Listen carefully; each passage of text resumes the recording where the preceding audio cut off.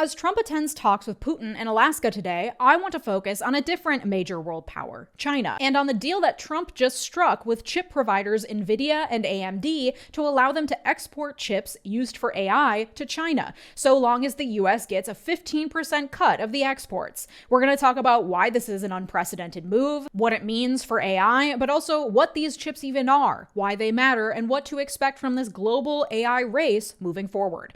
First, the latest on the Nvidia chip saga. Nvidia's got the world's most advanced chip needed for AI. It's called the H100. They started shipping out those chips in October 2022, right as the ChatGPT launch revolutionized how we use the internet forever. Demand for those chips soared. Nvidia regularly ranks now as the most valuable publicly traded company on Earth. During the Biden administration, Nvidia was banned from exporting the H100 chips to China in an attempt to thwart China's access to advanced AI capabilities, something that could help them with everything from advanced weapons manufacturing to curing disease and modeling climate change across the Chinese economy. This was actually building off of a policy from the first Trump administration that took aim at Chinese semiconductor companies like Huawei to try to thwart the advancement of 5G wireless infrastructure that could be used by China for spying or further human rights abuses. Basically, semiconductors and chips could pose a national security threat in the US if China develops the tech faster than we do. Often, the way news outlets report on a story differs depending on the bias of the publication, and it's hard to know how your own perception of bias influences your interpretation of the news. This headline from PBS NewsHour caught my eye. Under new unusual agreement, US will get a 15% cut of Nvidia and AMD chip sales to China. Using the Ground News browser extension, I can see that in the US, PBS is considered left-leaning.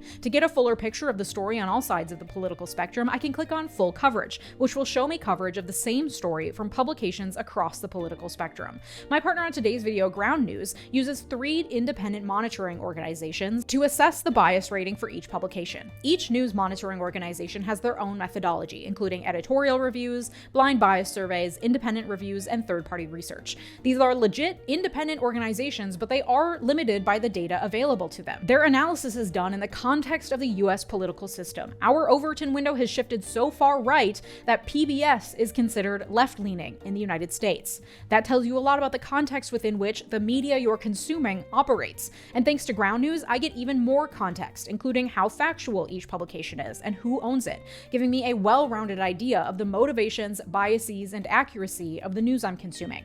Wouldn't it be great if everyone in America had that much information about the news they consume? Because depending on where you or your family members get the news, you're going to get very different takes on the same story. This is where Ground News comes in and why I've been using them for over a year. Today's partner, Ground News, is an app and website that offers tools to help you critically analyze the news you read, providing context to understand the full picture. I feel better equipped to make sense of what's happening in the world without being influenced by just one perspective. And listen, I'm not the only one who loves Ground News. The Nobel Peace Center even called it an excellent way to stay informed, avoid echo chambers, and expand your worldview. I'm always really impressed with Ground News, and I genuinely think that they're a great resource, so if you want to stay informed on US politics and more, subscribe using my QR code or the link below at ground.news/Leeja for 40% off this unlimited access Vantage plan. It comes out to $5 a month for unlimited access to all the features I've mentioned. Thanks, Ground News. So to further the Trump-era policy from Trump's first term, Biden banned Nvidia exports to China of the H100 chips. In response, Nvidia created H20 chips to try to get around the ban, saying that they're less powerful. And in some ways they are. They can't train AI as well as the H100s, but H20s are actually more powerful in some regards. They're actually faster at processing AI queries after the AI has been trained. So when Trump regained the presidency, he blocked exports of H20s because, yes, they're not technically H100s, but they're still giving advanced tech to China. Now, that's not to say that China has zero access to H100s or H20s. They just have to get them through illicit means, which makes it much more expensive and time-consuming and isn't really a realistic way for them to develop their AI infrastructure. China is smuggling the chips in through way stations like Malaysia and Thailand where the chips are legal. Then in July, Trump flip-flopped after trade talks with China and with Nvidia CEO Jensen Huang, one of the richest men on earth. And now Trump will allow the export of H20s, not the H100s, but the H20s, in exchange for exporting rare earth metals to the US. And then this month, Trump announced that the US actually wants to take a 15% cut of the exports of those chips from Nvidia as well as from AMD, another chip maker, in exchange for allowing those exports to move forward. forward. This is likely in violation of the Constitution's ban on export taxes. Under the Constitution, the government cannot impose taxes on exports of goods between states or from the U.S. abroad. It also is likely a violation of the U.S. Export Control Reform Act, which prohibits the government from charging a fee in exchange for an export license. Now, typically, Trump flip-flopping on things, or Trump seeking more money as leverage in exchange for getting what he wants, tariffs, taxes, even blatantly breaking the law, this has become frankly old news during this Trump administration. But this latest flip-flop on the NVIDIA chips, an agreement to play ball with NVIDIA in exchange for allowing exports to China, is particularly concerning and unprecedented because of the essential nature of these chips for AI and because of the potential vast and largely unknown consequences for our national security should China get these chips and use them to surpass us in AI innovation. According to Vox, quote, "When Trump chickens out on export controls on NVIDIA chips, he made a decision with massive global ramifications, altering the likely future balance of US and Chinese power. Many China hawks are voicing fierce dissent, saying that this poses a threat to our national security, and that selling national security risks for a price means that national security in the US can be bought and sold for the right fee. The reason this poses a security threat is that export controls like this are specifically designed to keep other countries from gaining access to technology that could be used militarily against the United States. As relations between the US and China change or disintegrate, Chinese access to the power that AI gives them, everything from military weapons to science and technology innovations, could create a power imbalance that impacts the entire world. You either have a national security problem or you don't," said Deborah Elms, head of trade policy at the Henrich Foundation. "If you have a 15% payment, it doesn't somehow eliminate the national security issue," she added. Former U.S. trade official Stephen Olson told Politico, quote, "To call this unusual or unprecedented would be a staggering understatement. What we are seeing is, in effect, the monetization of U.S. trade policy in which U.S. companies must pay the U.S. government for permission to export. If that's the case, we've entered into a new and dangerous world." Now, let me just add a little caveat here that the messaging that we're getting from the officials within the federal government are based on, in part, decades-old anti-communist, anti-China rhetoric. And while there are certainly things to critique about the Chinese government, not least of which their vast human rights abuses, I want to at least point out that we have collectively been fed vast amounts of anti-Chinese propaganda in this country over decades. And that all may or may not be true, but often paints a very black and white picture of us versus China that likely isn't 100% based in reality. That's not to say that this isn't incredibly important, and U.S. relations with China are deeply important because of the global power both countries hold. This is all just to say that anti-Chinese rhetoric from our government likely doesn't paint the full picture, so just keep that in mind. Okay, to understand why this is important, I think it's important to cover some basics about how AI models work and the role that chips play in all of this. You probably already know that AI models are trained by being fed astronomical amounts of man-made creations, art, writing, etc. We're talking pretty much all recorded human writing in the English language has been fed through AI models at this point.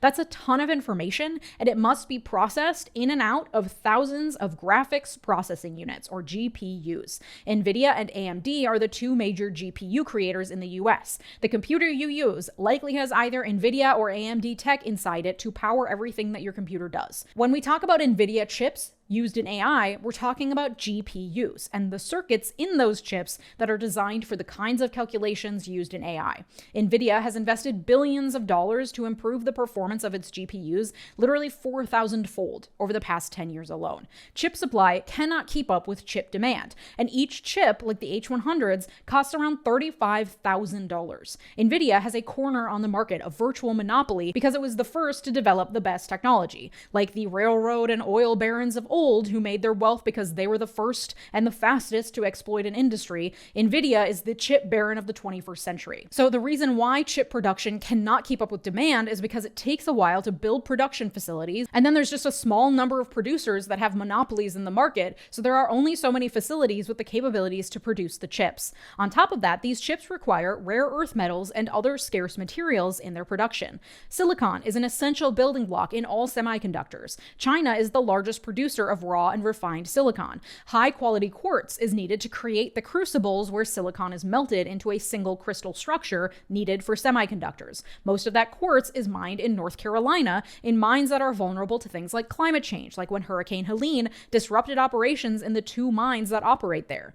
Gallium and germanium are rare earth metals that are also used in these chips. China has a bunch of both and recently banned exports of those metals to create an AI production bottleneck. Chinese control over these metals means that they can drive up global prices, indirectly impacting the US's ability to create chips using those resources. Ukraine also has some of the largest rare earth deposits in Europe, including gallium, which is why a few months ago, Trump was so keen on forging a mineral deal with Ukraine, and one of the reasons why Russia wants Ukraine as well.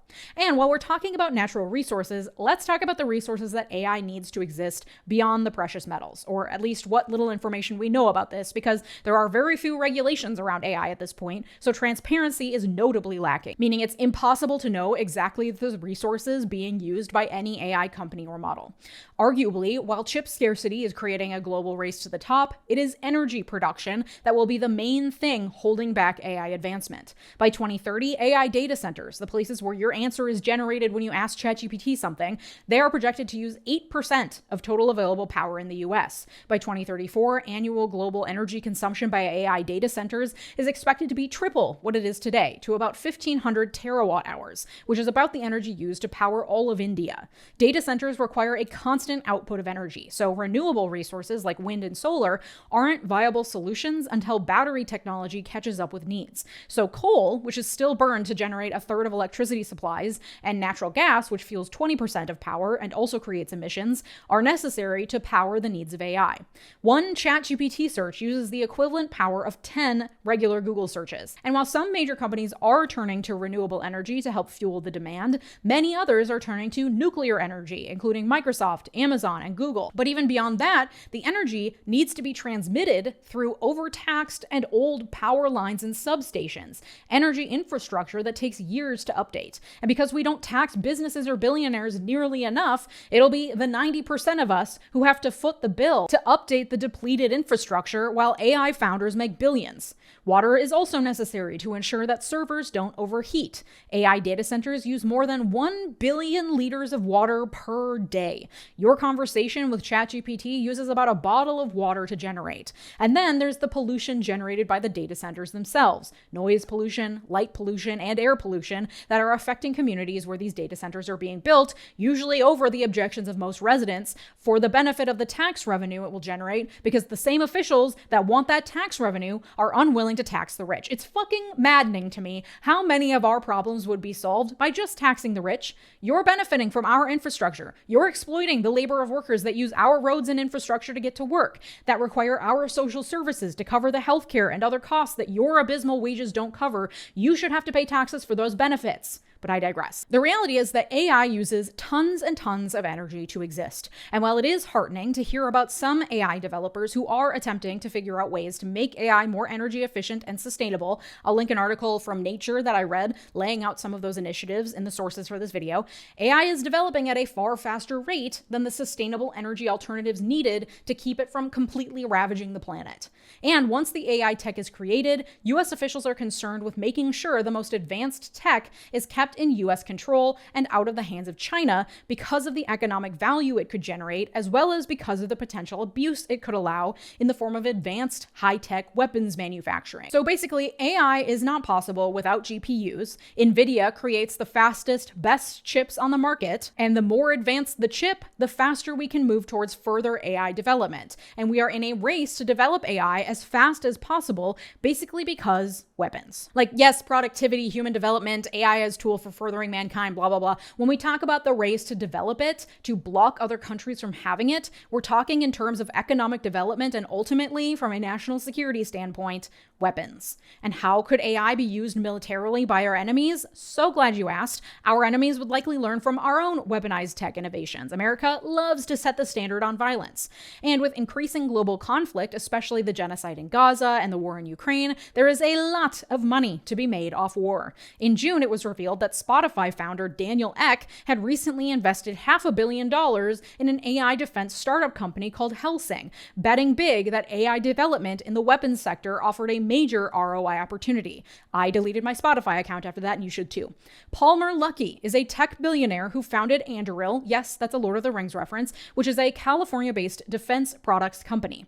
And he is betting that AI will revolutionize how the federal government buys and uses weapons. And for those of you listening to the podcast who can't see the picture I'm showing, Palmer Luckey is a 32-year-old white guy with a mullet and a goatee and a penchant for Hawaiian t-shirts. He's from Palm Beach, California, loves wearing flip-flops, and helped develop the Oculus VR headset that was acquired by Facebook for $2 billion. He's a major Trump donor, a self-described radical Zionist, has a net worth of $3.5 billion, and his sister Ginger is married to Matt Gaetz. Matt Gaetz is his brother-in-law. I hate it here. Anyway, he's making a line of autonomous weapons that operate using AI that he hopes to sell to the federal government. So that's great. A letter last month written by a group of 20 security specialists and sent to U.S. Commerce Secretary Howard Lutnick warned that, quote, chips optimized for AI inference will not simply power consumer products or factory logistics. They will enable autonomous weapons systems, intelligence surveillance platforms, and rapid advances in battlefield decision-making. In a report earlier this month, Wired warned that weapons, AI, and nuclear experts all believe that AI integrating with nuclear weapons is a matter of when, not if, a virtual inevitability.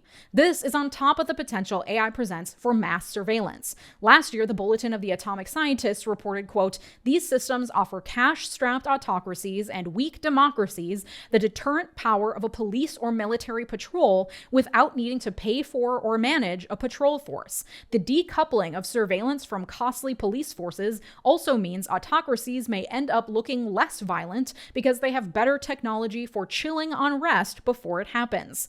And back in March, the U.S. State Department reported that they would use AI to scan the social media accounts of immigrants in order to revoke the visas of immigrants who, quote, appear to support Hamas or other designated terror groups. And ICE has entered a $30 million contract with AI firm Palantir, yes, that is a Lord of the Rings reference, founded by certified insane billionaire Peter Thiel, to build Immigration OS, a surveillance platform that will allow ICE to more efficiently surveil, catch, and deport people on U.S. soil. These AI developments in surveillance, whether used by our military abroad or more likely and concerningly used on U.S. soil, will have a detrimental impact on democracy. According to the Bulletin of the Atomic Scientists, quote, a recent study in the Quarterly Journal of Economics suggests that fewer people protest when public safety agencies acquire AI surveillance software to complement their cameras. The mere existence of such systems, it seems, suppresses unrest. And China is a key exporter of surveillance technology across the globe, especially given its closer ties to autocratic regimes. So advanced tech that Trump has now agreed to allow to flow into China not only could help develop weapons used against the US, it will also allow other autocratic regimes greater access to tech they can turn against their own citizens. That's not to say that the US doesn't export surveillance AI to autocratic nations, just that China does more so than we do, for now, I guess. And the Bulletin of Atomic Scientists recommends certain protections against the use of AI as surveillance that indicate that Trump is taking this country in exactly the wrong direction. It recommends, quote, democracies should establish ethical frameworks, mandate transparency, limit how mass surveillance data is used, enshrine privacy protections, and impose clear red lines on government use of AI for social control. Export controls and investment screenings, which would scrutinize and potentially restrict investments in entities or countries engaged in rights abuses, could cut off rights-violating regimes. Crucially, policymakers should factor in societal impact when setting international standards on artificial intelligence technology, much like accounting for the negative externalities of unethically sourced and polluting products. Otherwise, the loss of civil liberties won't inform discussions on regulating AI exports. And there are opportunities for AI to be developed that would actually further and uphold democratic values like privacy and human rights and protect against surveillance and control. Tools like anonymous browsing or communication enablers, facial recognition blockers, and anti-tracking software. Global efforts could also prioritize developing AI technologies that uphold democratic values like privacy and human rights, rather than enabling oppressive surveillance and control. Many leaders across the globe are calling for AI development to be rooted in democratic values like equality under the law, public accountability, and advancing the greater good. There is a world where that would be possible. Trump, it seems, is intent on leading us in the opposite direction. Now, if you're looking to dive deeper, one book I'm really looking forward to reading is the New York Times bestseller Empire of AI by investigative reporter Karen Hao, which takes you into the underbelly of OpenAI and how growth, greed, and global influence corrupted the initially altruistic goals of its founders. I've linked that in the description below. And if you want to support my work, all these episodes are ad-free over on Patreon, patreon.com/LeejaMiller. Thank you to my multi-platinum patrons, Mark, Sarah Shelby, Art, David, R.H., Latranger Lucas, Thomas Johnson, and Tay. Your generosity makes this channel what it is, so thank you. And if you like this episode, you'll like the one from Wednesday about why you should care about the Bureau of Labor Statistics. Thanks so much for watching. Have a good day. Bye-bye.